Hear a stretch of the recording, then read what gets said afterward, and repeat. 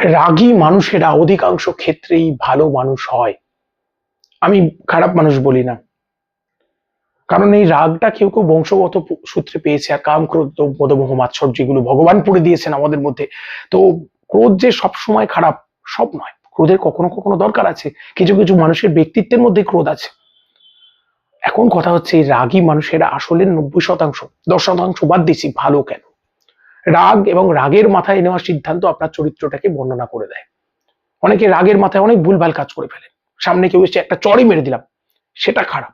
কিন্তু রাগী মানুষদের মধ্যে একটা ভালো বৈশিষ্ট্য, ওই যে বিষটাতেও সুন্দর দেখার মতো প্রত্যেকটা মানুষের মধ্যেই ভালো থাকে। রাগী মানুষদের মধ্যে একটা ভালো বৈশিষ্ট্য হচ্ছে এদের অধিকাংশ ক্ষেত্রে চিৎকার করে, একটুতে রেগে যায়, ভাঙচুর করে ফেললেও সবকিছু হতে পারে। কিন্তু মনে রাখবেন, রাগী মানুষরা অধিকাংশ ক্ষেত্রেই তাদের মন আর মুখ এক থাকে। সামনে যা বলছে পেছনেও তাই বলছে, দুরকম কথা বলে না। এটা রাগী মানুষদের প্রথম বৈশিষ্ট্য, খুব ভালো লক্ষণ এটা। মনের ময়লা জমতে পারে না।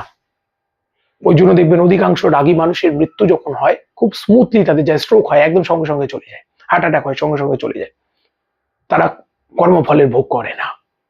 ঠিক আছে, হ্যাঁ, রাগের জন্য অনেকে মনে কথা ব্যথা দিয়ে ফেলে, সেগুলো আত্মসংশোধন, যাদের রাগ বেশি তাদের সেই আত্মসংশোধন এগুলো দরকার, নিজেকে নিজে অ্যানালিসিস করার দরকার, আত্মবিশ্লেষণ এগুলো করতে করতে হয়তো ঈশ্বরের দয়া পাওয়া যাবে, আস্তে আস্তে চেঞ্জ হবে। আর রাগ এগুলো চট করে চেঞ্জ হয় না।